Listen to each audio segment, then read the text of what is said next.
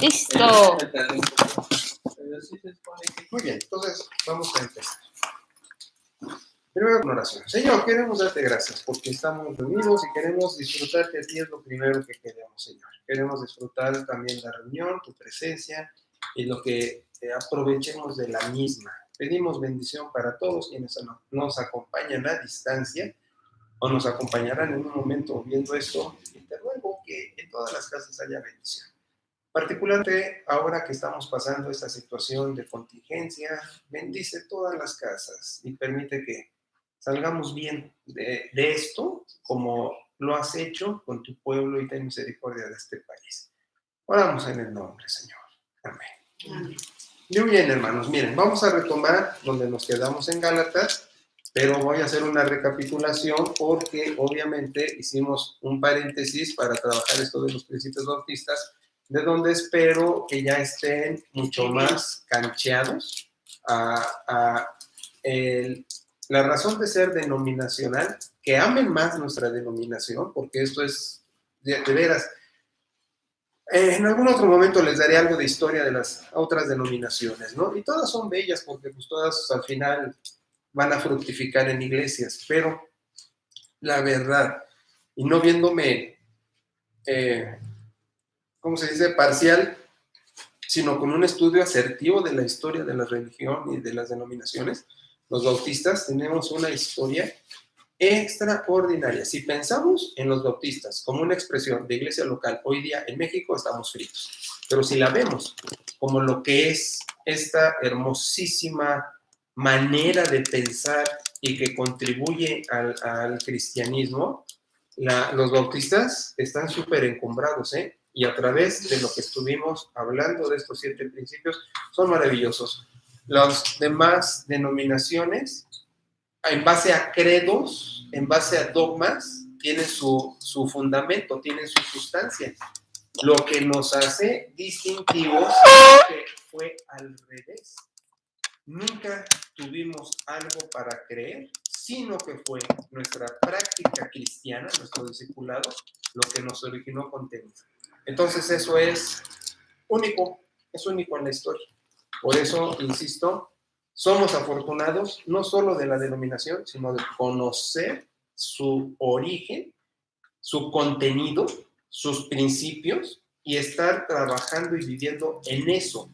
Porque, repito, si dijéramos, qué valiosa es la denominación por lo que vemos en las iglesias bautistas, estamos fritos. Pero si decimos, qué valiosa es la denominación por su origen, su sustento, su razón de ser, es otra cosa, ¿verdad? Yes. Bien, ahora tampoco quiero decir que están en la calle absolutamente las iglesias bautistas, pero se acercan mucho por su dogma, sobre todo por eso. No conocemos una. Qué bueno. Las iglesias bautistas no conocemos. Qué bueno. Qué bueno que estamos en el camino nosotros, ¿verdad? Pero la que conoces o conociste es conocer a todas, porque es una clonación de praxis, de liturgia. Bueno, dando punto y seguido, les mandé el chat de iglesia por los que lo ven con esto, y Perita lo ha reenviado a sus contactos, ya sea del grupo Mensaje Matutino o de individuales, no sé. Lo mismo para quienes están a distancia. ¿Qué se les dio? Técnicamente lo que es la teología neortodoxa, para que conozcan la verdad de las cosas en las cuales han sido, no, para que conozcan en qué estamos parados, cuál es nuestra plataforma teológica. Ahora, son 11 postulados, pero voy a destacar algunos con explicación, clarificación, porque al manejar nombres de gente, de filósofos y de teólogos y de momentos históricos, pues quizás ahí nos perdemos un poco. Pero bueno, miren, para entrar a esto, lo valioso de nuestra plataforma teológica llamada neortodoxia encumbra, uno, una reacción contra el liberalismo. O sea, es antagónica al liberalismo. Y por liberalismo entendemos todo aquello que no es ortodoxo. ¿Qué es ortodoxo? Ortodoxa quiere decir un camino recto, una recta senda. Entonces el liberalismo se va hacia cosas extremas en contra de la fe cristiana, aunque está parada, dice, en la fe cristiana. Pero una cosa que no menciona lo que les mando, pero también es su contraparte, también es una reacción contra el dogma. Si pelea contra el liberalismo, es porque también pelea contra el fundamentalismo. Por eso es neo-ortodoxia. Porque el fundamentalismo llegó a ser la ortodoxia o llegó a ser el evangélico, robándonos el nombre, pero el dogmatismo contra el que pelea también la neortodoxia, y entendemos pelear no que nos agarremos a golpes, ¿verdad? Sino que defiende posición o argumento contrario, es eso, de no tener un credalismo, ¿sí? De no tener dogmas. Ahora, ¿qué destaca la teología neortodoxa? Y eso es lo que me fascina, es cristocéntrica. Es cristocéntrica absoluta, de tal manera que define a Jesús como la palabra. Es el logos eterno de Dios. Es la revelación exquisita, diría yo, exquisita, que es la mejor revelación de todas, y la única extraordinaria que da Dios, la persona del Dios hombre. Ese es el término rico de la neortodoxia, el Dios hombre, ¿no?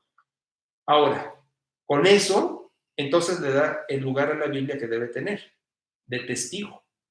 Porque es común que en el fundamentalismo se dice es que la Biblia es la palabra de Dios. La Biblia es el testigo de la palabra de Dios, porque cuando se dice testigo, la Biblia es la palabra de Dios, se está diciendo, y yo entiendo que eso es súper común, pero se está diciendo que la Biblia es Dios. Ahora, yo sé que la gente dice las cosas sin saber qué es lo que está diciendo, pero aquí entra un problema de inerrabilidad. Cuando dicen, es que la Biblia es la palabra de Dios, llegan a la confusión de creer que es inerrable. ¿Qué estoy diciendo con eso? Que no tiene errores. Y su fe la fundamenta en que un libro no tenga equivocaciones. Y Dios es mucho más Dios que eso, de que este relato pueda tener precisiones. Ahora, voy a explicarlo mejor. Sin duda, las traducciones traen alteraciones. Eso no hay vuelta de hoja. Y es tan sencillo como el juego ese de teléfono descompuesto, que se pasa un comunicado a alguien y a otro y a otro. Nada más es pura lógica. Transmitir conceptos a través de geografías y de historias y de personajes tan distintos y tan plurales, es evidente que en el paso va a haber esas alteraciones. En crítica textual, que es la disciplina académica para estudiar las escrituras, le decimos variantes. Variantes es un término eufémico para decir errores, porque sabemos que la gente cuando se dice errores se desmaya, porque quiere poner toda su fe en un librito que no tiene errores, pero Dios no tiene errores, Cristo no tiene errores, su testigo para apuntar a Cristo no tiene errores, y es cuando se agarra la Biblia como libro científico, como que puedo abrirlo al azar y pongo el dedo en un versículo y me habló Dios, o confundo profecía con lógica, con historia, y entonces se hace la gente hipermística.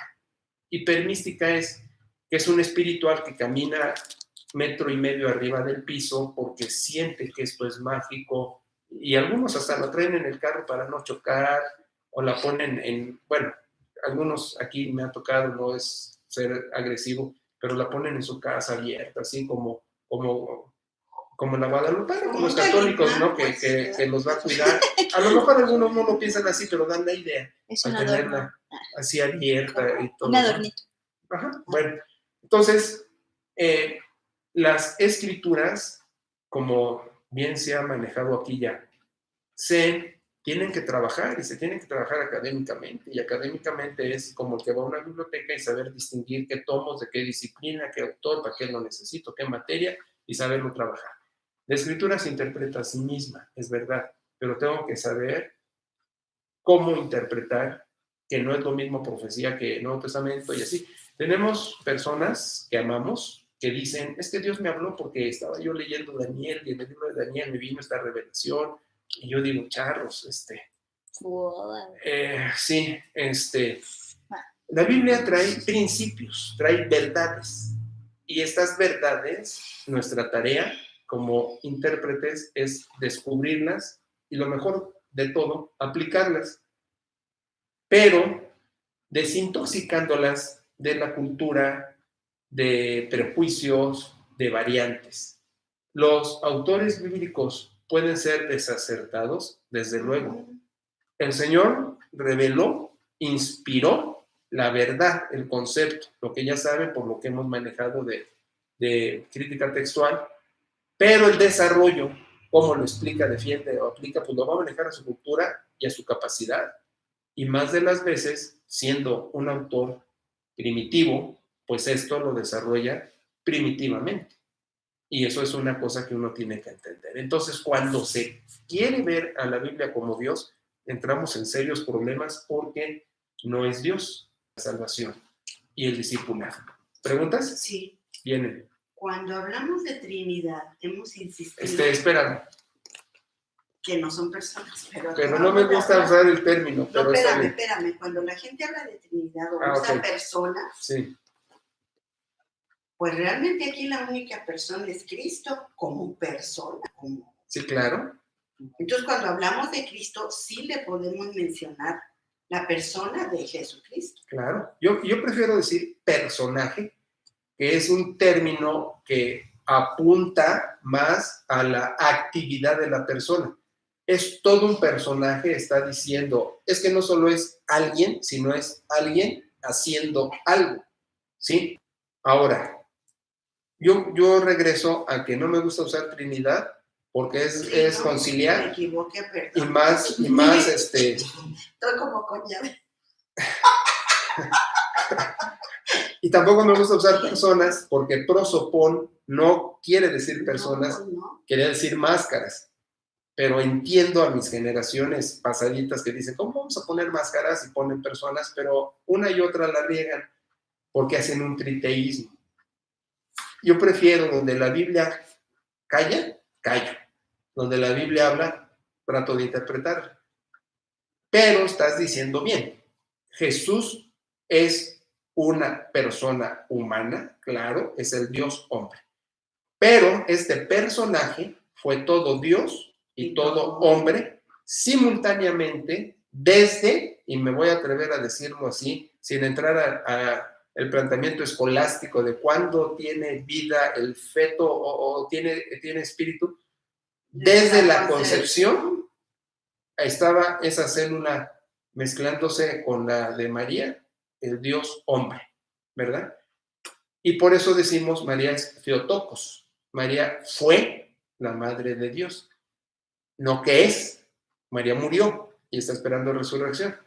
Pero si digo que María no fue la madre de Dios, sino nada más de Jesús, ya partí a Jesús y le estoy quitando divinidad, y entonces entra un problema herético. Entonces, ¿cuándo adquiere la divinidad? Y muchos se han encargado en la historia de decir que en el bautizo, que cuando le bajó la paloma. Entonces, es lo que hablo. Miren, estamos en un enredo. Hagan de cuenta que alguien estaba tejiendo un suéter y un bebé o un gatito agarra la bola del tejido y la mete por abajo de la mesa, se va abajo de la cama y quieren recuperar el hilo. Y ven que está todo tan enredado por todos lados por el juguetón gatito o bebé, que dicen, no, pues mejor lo corto.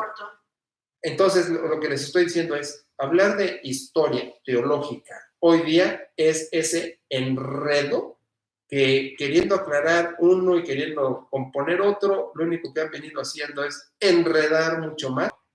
Si la neortodoxia va contra el liberalismo y el fundamentalismo y enfatiza a Cristo, el Dios hombre, es obsesiva con el Cristo, el Dios hombre, también ubica la revelación, ¿verdad? No va a la teología natural es la revelación natural, por las plantitas llego a Dios, que es el tomismo, ¿sí? ¿Ubica qué?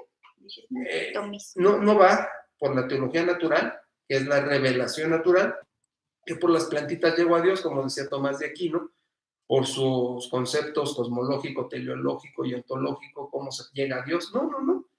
Ve la natura así como creación, pero no necesariamente como una escalera para llegar a Dios. Por eso ubica muy bien la revelación. Dios habla a través de Cristo, el Dios hombre, esa es la palabra, punto. Ahora, la última que me gusta mucho también. Hace de las escrituras una plataforma vivencial, por eso está basada en la filosofía existencial, por eso es la teología de la crisis. En el existencialismo, la palabra clave es Angst, y Angst quiere decir a la mexicana cuando te cae el 20. Es un término alemán que tiene que ver con angustia. Es como, vamos, no es lo mismo, pero se parece, como cuando el AA, el alcohólico, toca fondo. Que uno le está diciendo no chupes, no bebas, no te emborraches, no tengo problema, lo puedo dejar cuando quiera, pero hasta que toca fondo, como se dice, es consciente de su problema y entonces busca ya salir, ¿no? Y hace lo propio para ello. Entonces, la teología existencialista tiene su angst, es decir, te tiene que caer el 20, y lo que hablábamos en otras ocasiones, cuando le cae a la gente el 20 de Jesús, cuando le cae el 20 de su compromiso, cuando le cae el 20 de su discipulado, todo eso son sus angst, ese existencial puro. Curiosamente nos pasó el miércoles en la célula. Dos gentes dijeron que ya habían aceptado a Cristo, que ya habían hecho la oración, pero dijeron, sin embargo, fue en el transcurso del caminar en los cultos dominicales, de eso, que me cayó que soy de Cristo, está en mi tata, tuvo su angst. Entonces, eso es lo que más me gusta, porque el angst es esa caída de 20, pero también con las verdades, porque uno puede estar metido con las verdades y luego nos pasa cuando estamos tan familiarizados con ellas que se hacen hasta impersonales, las trata uno tanto que ya pasa de largo, ¿no? Sin embargo, el angst es, ay, me sigue pegando, o me pegó esta verdad, o me volvió a pegar. ¿Por qué? Porque ustedes conocieron, ya para entrar a Gálatas, el método teológico, ¿se acuerdan? Exegético, sintáctico, teológico. Muy bien. Cómo se saca una verdad y cómo se desarrolla y todo. Ahora, vamos a ir de la mano con un método que se llama método crítico, hablando del angst, lector-respuesta. ¿Qué es este método? Neortodoxia pura. Porque, primero uso el método sintáctico, teológico, exegético para sacar la verdad. Pero ahora voy al método crítico lector-respuesta porque esa verdad me va a confrontar. Es decir, no veo el principio bíblico como en una ventana que pasa mi vista al otro lado, sino como en un espejo que esa verdad, ¡pum!, pasa, me va a rebotar. Entonces, nuestra academia, que sí busca un avance intelectual, como mi oración, pretende un enamoramiento con Dios y el reino más profundo. Entonces, entramos a Gálatas, sí, con el método sintáctico, teológico, exegético, pero aplicando el método crítico lector-respuesta para que esa verdad rebote y tenga aplicación. Así vamos a dar el repaso, ¿sí? Porque ya estábamos en el capítulo 5, ya para terminarlo, nada más que para cerrar, como dirían en algunos lados, para amarrar. Vamos a dar este repasito con el brinco del principio bíblico hacia... ¿Qué pasó? Ah, es que está haciendo sus trenzas. Ah, estás muy linda, mi niña. Estás muy linda. Estás muy linda, mi niña. Pásanos tantito a Piolín y a mí. No, tú no estás, mijo. Tú estás muy guapo. Es una pareja muy guapa. Así quédate para la boda. Sí. Luces. Sí. Las azucarillas se fue. Bueno. Muy bien, entonces, estando en el capítulo 1 de Gálatas, y adrede no quise estos días escarbarle más, porque si le escarbo más, No. nos volvemos a regresar. Nada más quiero agarrarlo así como brincando los charcos. Pero, entonces está diciendo en el primer capítulo, qué hermoso empieza, ¿verdad? No, soy apóstol no de hombres, ni por hombre, sino por Jesucristo, por el Dios Padre que lo resucitó de los muertos, ¿verdad? Ahí está su... Una doxología es una palabra de exaltación, ¿no? Muy bien, entonces dice, no hay otro evangelio. Versos del 6 al 10. El punto es, ¿por qué se me han desviado y por qué se han dejado perturbar de otro evangelio que está maldito? Ahora, muchachos, a mí esto me pega mucho porque si estamos haciendo una crítica, y entiendan que no es personal ni es pelearnos, pero contra un sistema fundamentalista, pues lo que está diciendo es que, Está mal. pues, ¿Sí? vamos a decirlo como está aquí, están malditos al mezclar su evangelio con obras. ¿Sí? Ahora, esto, fíjate, curiosamente lo hablábamos el domingo. Decíamos bueno, decías y en la clase, ni siquiera la fe es una obra. Decíamos, ¿cuál es la mejor obra por la que te sientes más satisfecho? Y puedo yo decir, no, es que hice esto, hice el otro, hice aquello, ¿no? Bueno, ese es un trapo inmundo. ¿Cómo? Ahora, ¿sigue siendo un trapo inmundo en Cristo? El Nuevo Testamento dice, andamos en obras buenas que Dios preparó de antemano para que anduviéramos en ellas. El esfuerzo humano, porque se convierte en una obra. El crecimiento espiritual es divino, es el Espíritu Santo trabajando en la persona. Y entonces la pregunta lógica que vamos a contestar en el capítulo 5 es, ¿qué tanto hago yo? Si esto es de Dios, ¿qué tanto hago yo? Pero lo dejo para después porque ahorita lo que tenemos que ver es la maldición en la que se encuentran hermanos que amamos, iglesias que amamos, pero que viven por obras y hacen un evangelio diferente. Y eso se llama fundamentalismo, se llama credo, se llama dogma.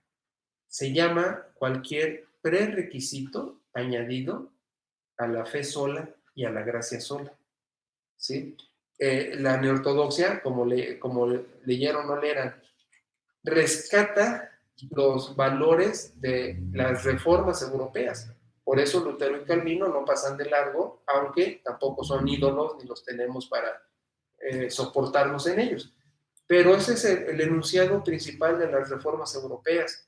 Fide sola, gracia sola. Entonces, si no estás en esto y ya le ayudas a Dios, convertirse en un evangelio carnal. Exacto. Y recuerden que esto empezó por Hechos capítulo 15, donde los judaizantes alegan que si no te circuncidas conforme al rito de Moisés, no eres salvo, pero estaba diciendo no solamente que no eras de Cristo, sino que tu discipulado no servía.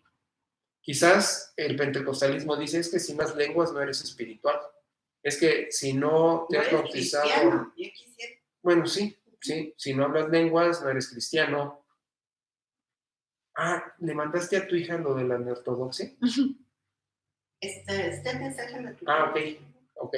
Sí, porque ahorita me quedé con eso, que ya ves que ella tiene un círculo de amigos que están con esto igual, que dicen que si no hablas lenguas no eres cristiano o no eres espiritual. O no tienes el espíritu. No has sido tocado por el Espíritu. Perdóname, mijo. No eres tocado por el Espíritu Santo. No tienes el Espíritu Santo. Y ya se convirtió en otro evangelio. Y entonces está diciendo Pablo, eso es una perversión y es una maldición. Ahora, fíjense la ironía. Es gente que ama a Dios y que busca agradarle y que quiere. ¿Dónde se torcieron, pues? Es histórico. Es desde su concepción en la rama pentecostés, porque la rama pentecostés se agarra del movimiento de Montano desde el siglo II y que vino recapitulando en la historia los pasajes heréticos de la glosolalia, porque la glosolalia no se conservó lineal, también desaparece, aparece, desaparece y aparece, y en el nacimiento del pentecostalismo a principios del siglo XX, en los 1900, en Arkansas, en Topeka, en esos avivamientos que hacían en las granjas de cultos fogateros, ahí una muchacha empezó a hablar así, y de allí, ese es su conceptualización. Pero eso quiere decir que el hablar en lenguas también podía ser un fenómeno. O sea, decían hablar en lenguas porque hacían sonidos y hablaban en otro idioma, vamos a decir así. Pero no había intérpretes. ¿Cómo? Y no eran idiomas. Decía Pablo, Si no hay quien te entienda ni tú. Está mal, claro, claro. ¿Para qué Y lo va a estar hagas? loco. Ajá. Pero recuerden que Pablo ahí regaña a quien hace ruidos, porque las lenguas en el libro de Hechos son idiotas. Ajá, pero si hace la gente nada más sonidos. No son las lenguas. La lengua es un idioma conocido, mas no estudiado, que alguien puede interpretar porque lo conoce o porque el fenómeno también se da de que lo puede interpretar. Como un misionero, digamos, que va a África y se quiere comunicar y no sabe el idioma y de repente lo puede hablar. O Ese es un don lo aprende Dios. con mucha facilidad. Ajá. A mí me llama mucho la atención que lo que fue arameo, hebreo y griego, fácil. Lo que fue alemán, ay, me torcí. Lo que fue francés, ay, me torcí. Y lo que fue inglés, Peña Nieto es mi, Sí. mi gurú. Pero estos de la Biblia, pues tú viste mis calificaciones, viste cómo destaqué. Y digo, Chihuahua. O sea, soy bruto para unos y para otros no. Entonces yo veo gracia, ¿no? Ahora, el asunto aquí es este. Dios puede manifestarlo, pero fácil. Que lo haga una normatividad donde yo le exija al otro, es que si no lo tienes, eres cristiano valiente. Ese es el problema. Esa es la perversión del evangelio. Ahora, y no solo son lenguas, son que milagros, son que exorcismos, son que un montón de cosas que están, sí, que chocan, pues. Ahora, eso estamos viéndolo en denominaciones muy viscerales, muy emotivas. Pero yo yendo a casa, a las iglesias bautistas, veo igual el evangelio pervertido con el dogma del credo, con los mentados artículos de fe o con lo que está de moda con los estatutos, que tienes que alinearte por aquí, si no, no hay de otra, ¿no? Y lo veo más crítico porque regreso que la denominación fue su origen, de veras, fue Dios no se midió, cómo empieza esto y cómo se pervierte. Yo aquí estoy leyendo en Crítico Lector Respuesta un ataque a la denominación bautista en México espectacular. ¿En qué momento se desviaron y por qué se dejaron pervertir de ese vuelo? ¿Por qué manejan la liturgia así? ¿Por qué son clonadas? Y decimos, es gente que ama a Dios, que tiene a Cristo en el corazón. Ajá, pero tienen, esa es la posición ortodoxa, tienen la grave errata de añadirle al Evangelio de Gracia el cartabón de procedimientos para ser bautista. Ahora, aquí donde mencionas CELAMS, pues es lo que hablábamos el otro día sobre qué vamos a hacer. ¿Vamos a seguir nosotros en nuestro crecer o nos vamos a detener hasta que les caiga el 20 a todos? Pues hay que seguir insistiendo, pero uno tiene que seguir, o sea.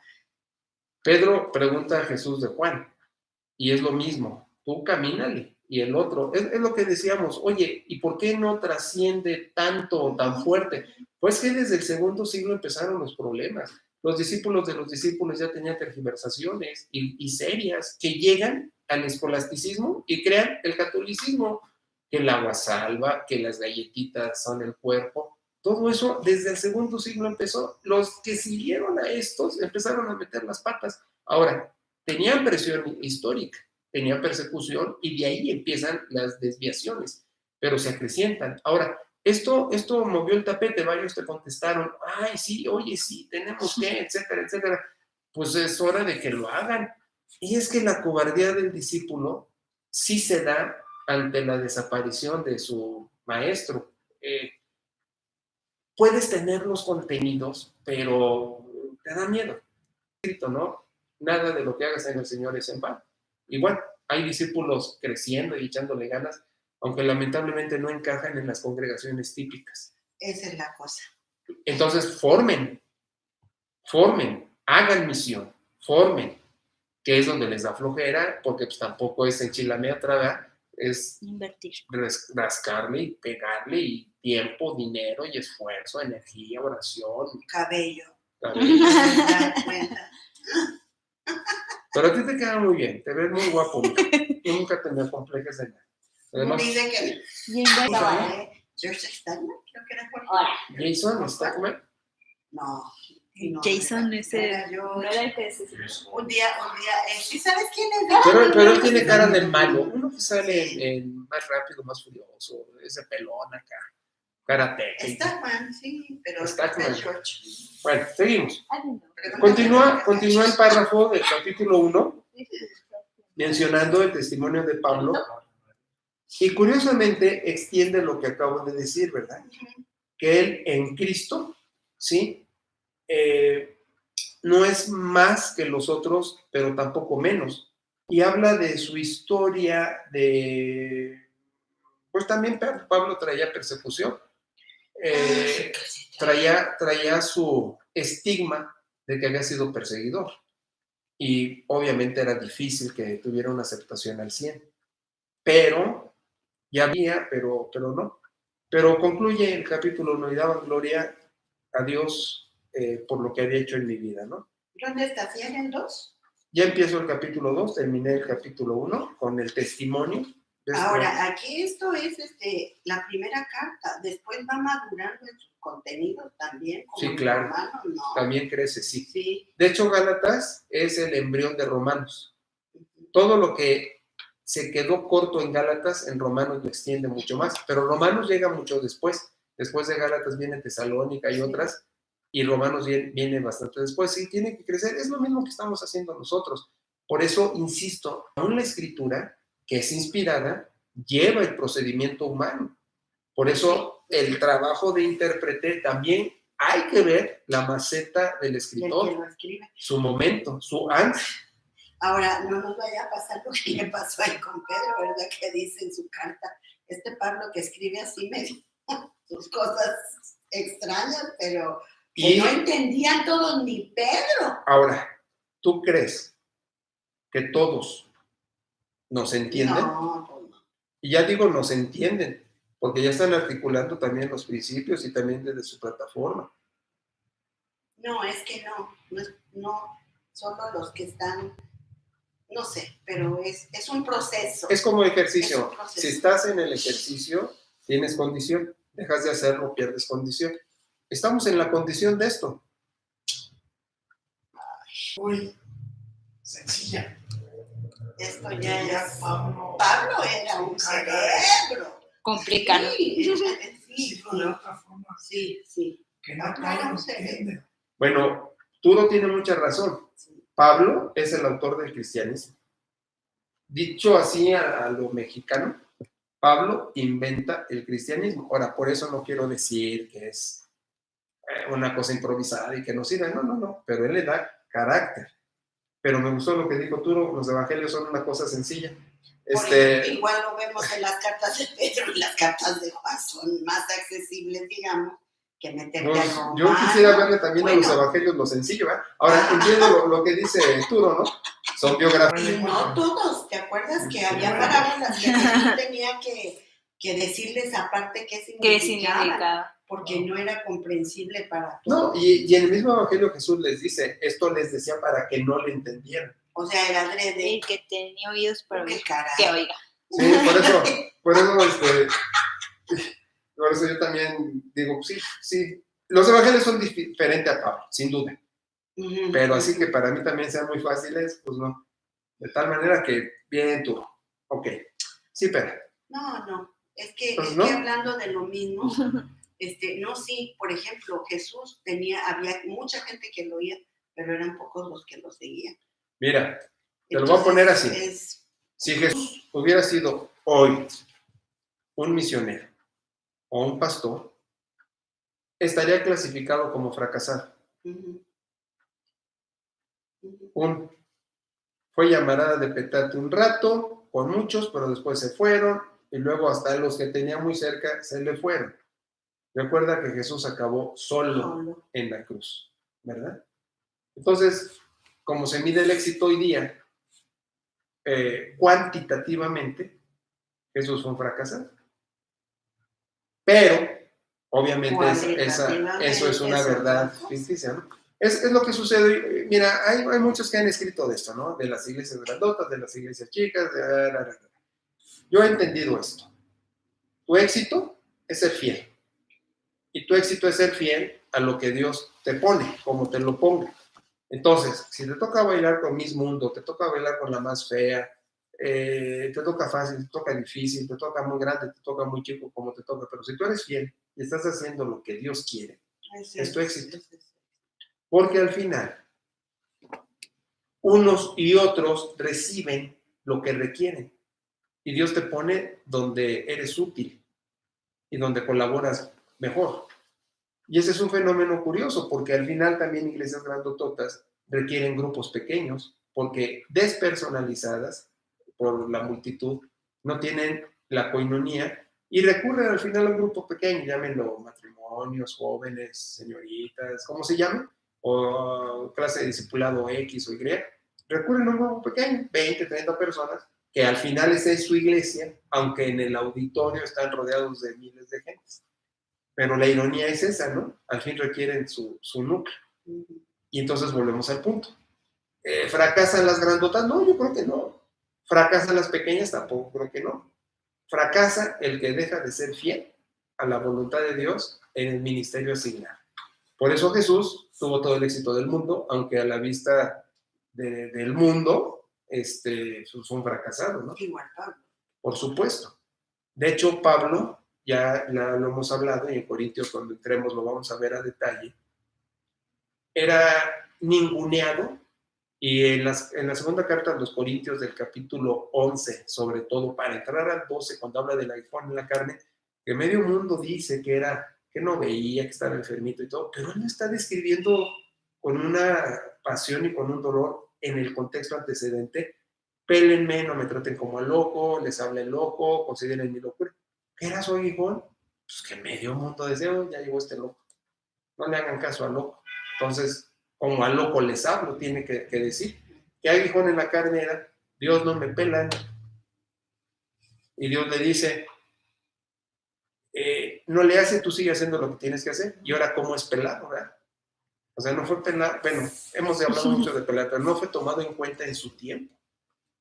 Y sufrió mucho, y se mete como calzador para decir, soy apóstol, soy legítimo, no soy menos que los demás, no estoy loco, les estoy enseñando lo que Dios quiere, bla, bla, bla, bla, bla, bla.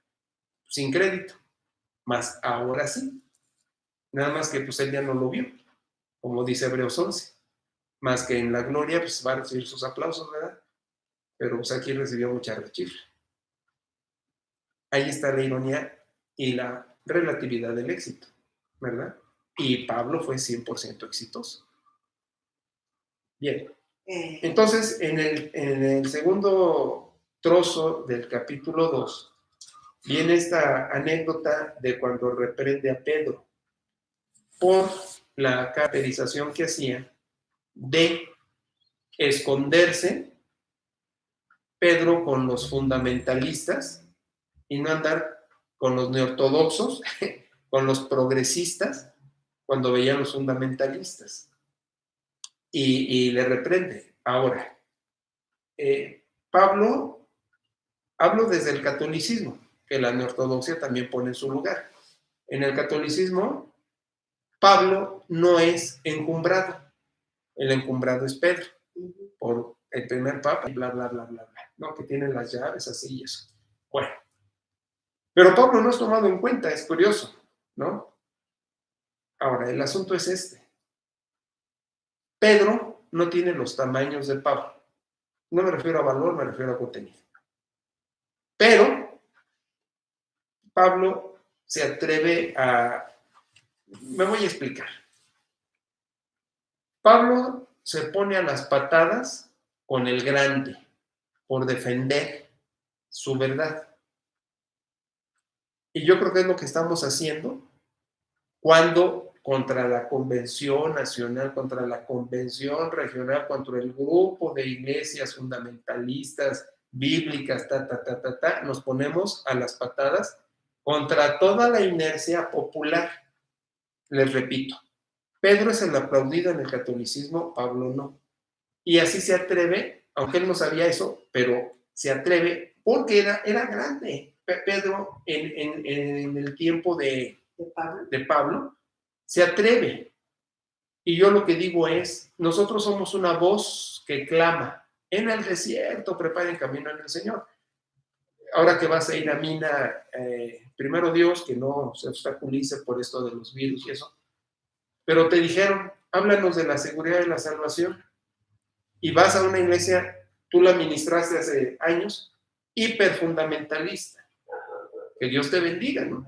Y yo te he dicho, no tienes que educarlos ni todo, pero Les voy a echar mis cápsulas. Y va a ser de Se le da la despedida. Sí.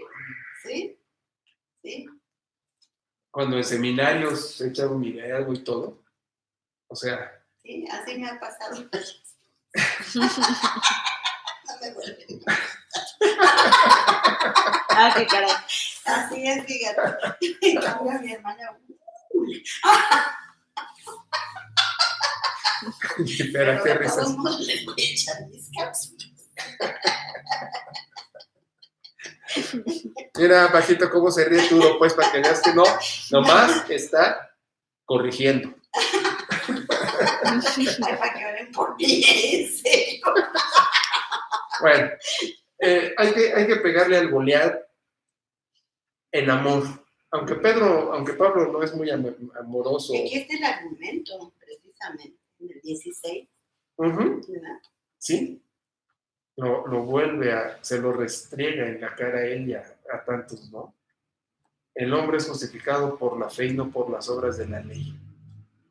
Y recuerden que no solo son los mandamientos, esos 630 y feria mandamientos, sino las tradiciones, porque la circuncisión Era una tradición. no era ley, era una tradición. Ajá. Entonces de aquí, por obras de la ley, tenemos que entender todo el aparato legislativo judío más las tradiciones. Ahora, esto pues es un atentado contra el Talmud y contra la Mishnah. El Talmud interpreta a la Torah y la Mishnah interpreta espiritualmente al Talmud.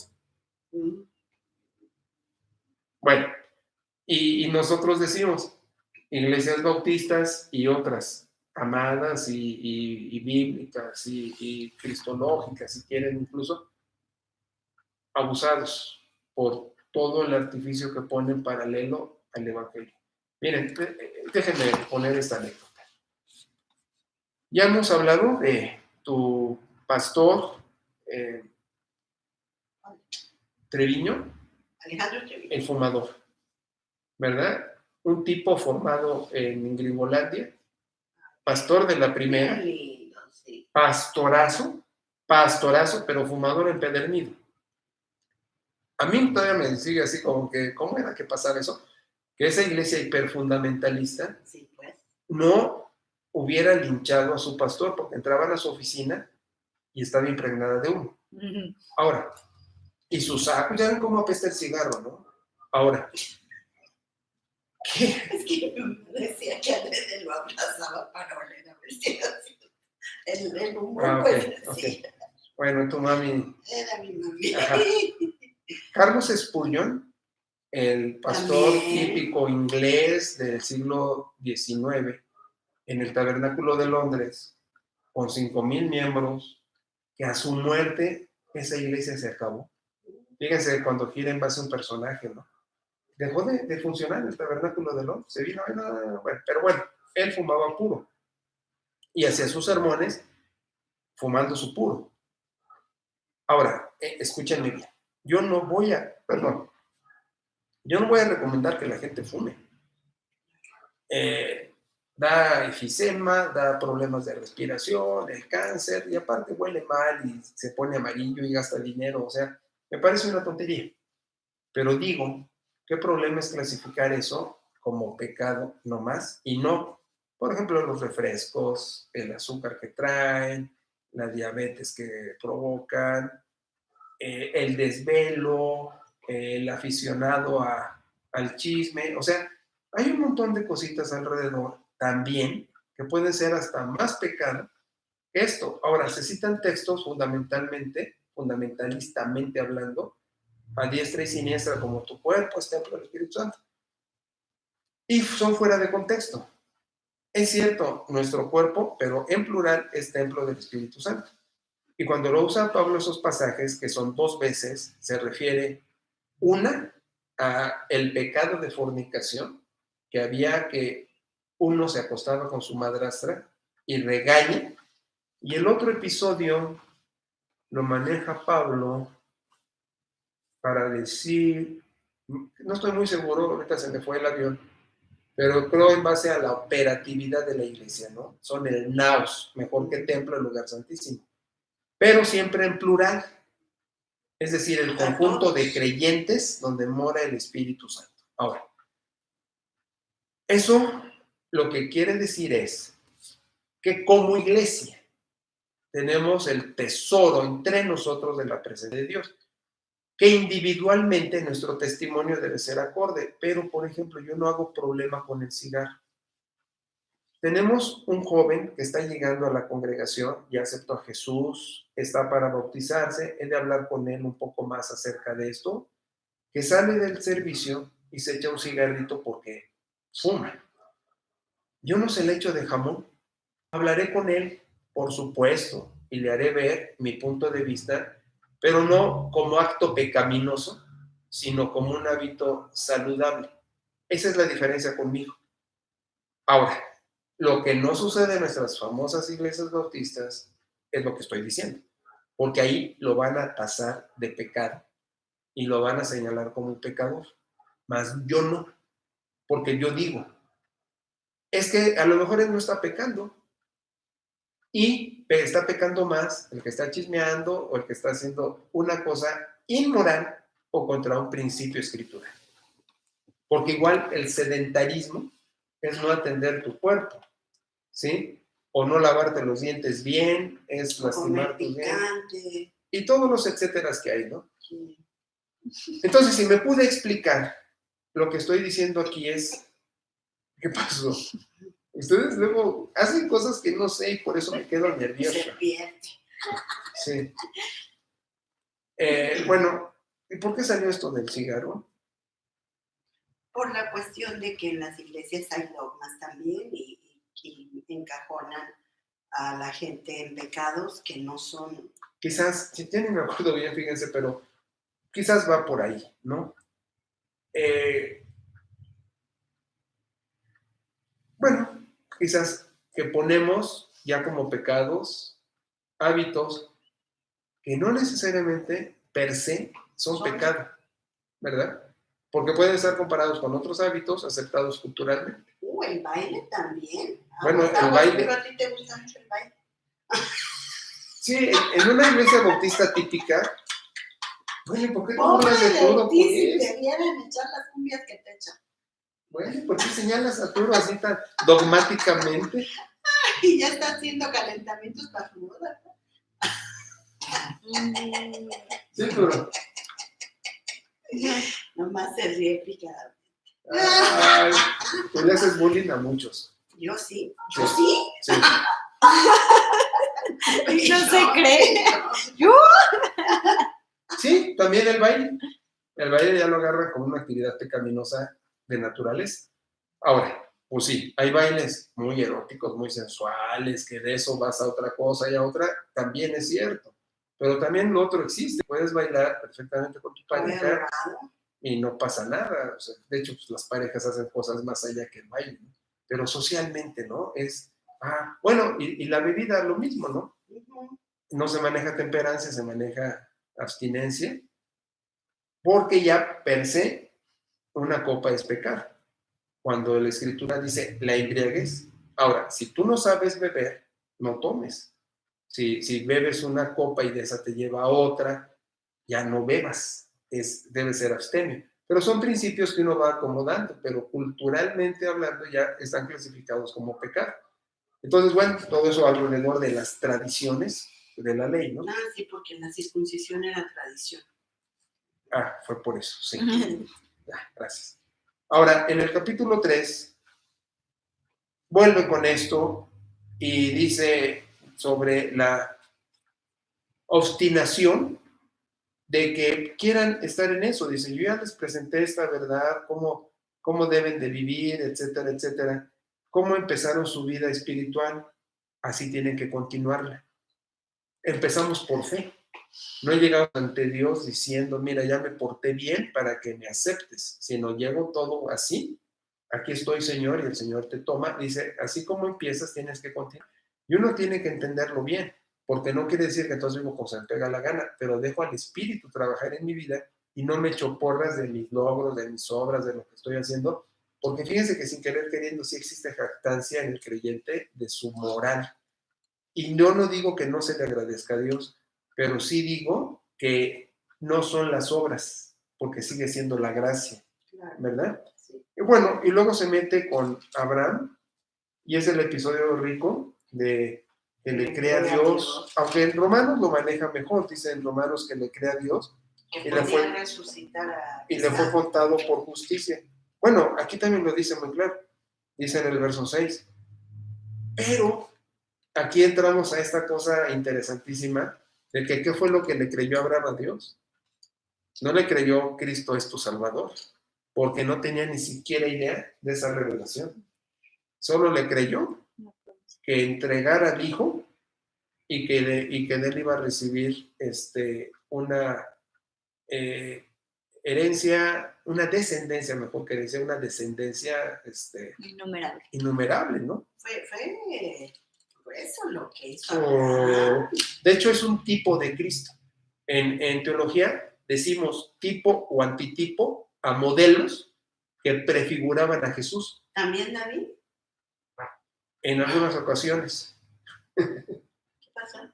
No, nada. ¿Estornudaste algo? Se suele en haber estornudado. Ah, ok. Ah.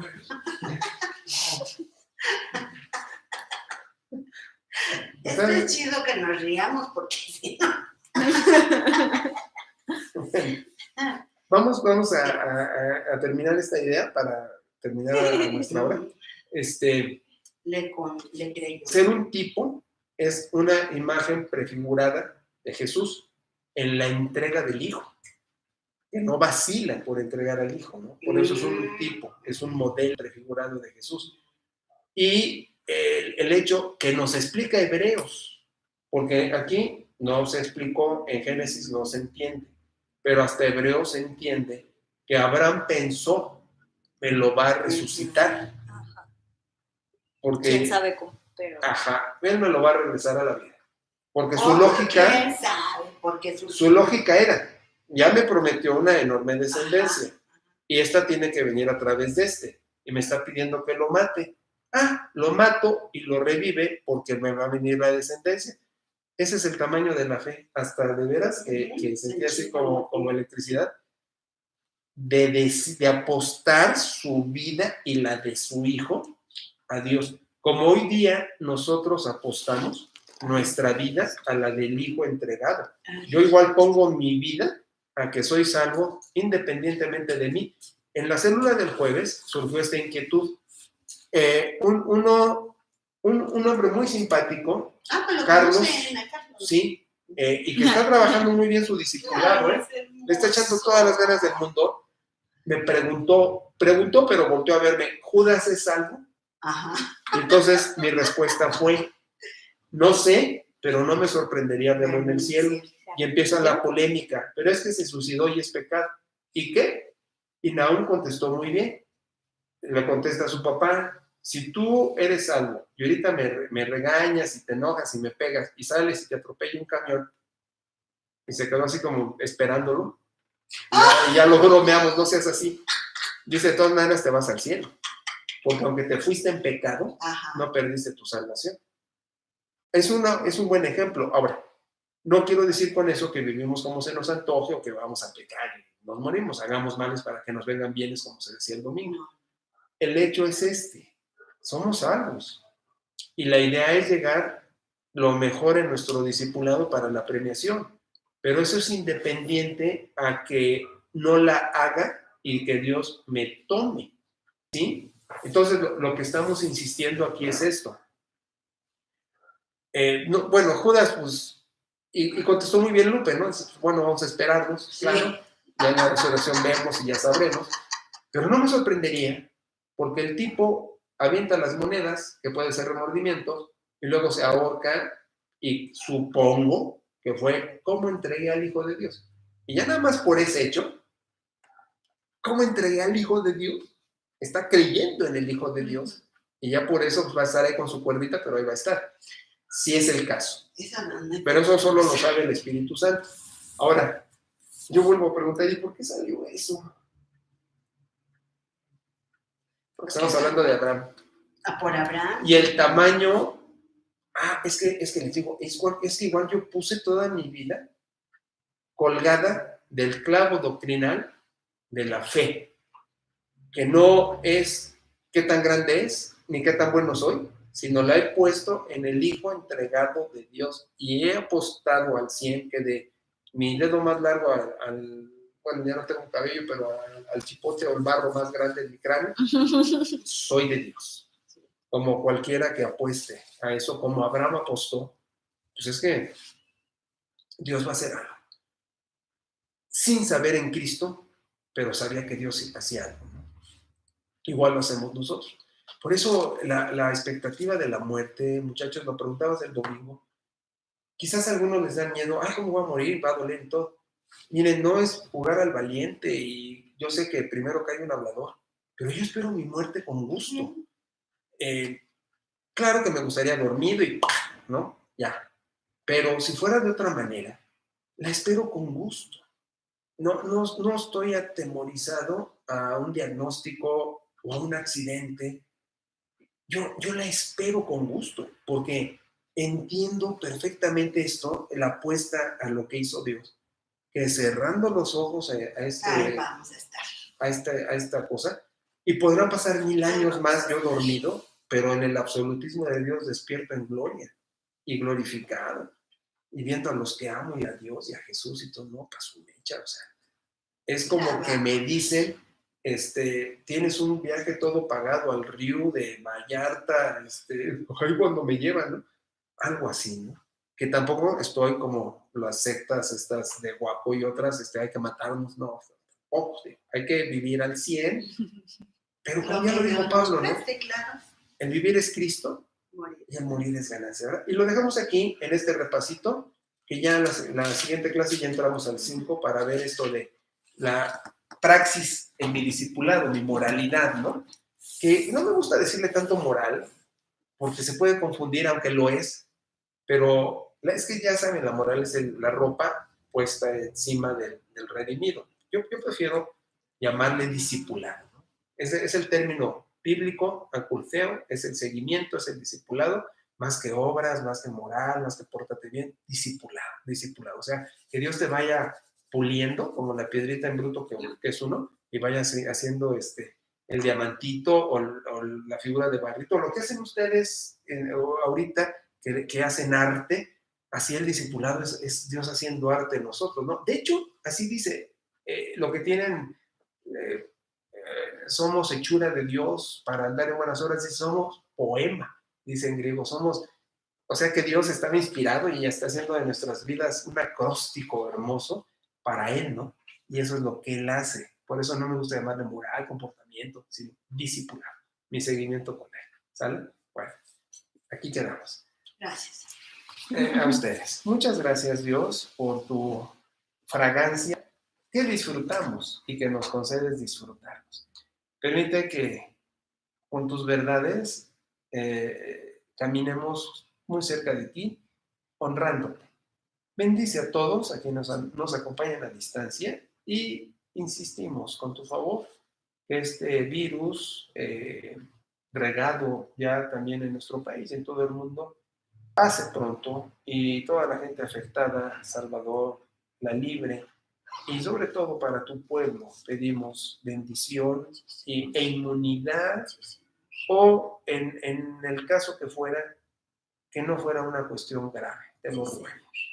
Pedimos por Toñita y por Carlos, Señor, por el nombre. Amén. Bueno, no tomaste agua, Fusito.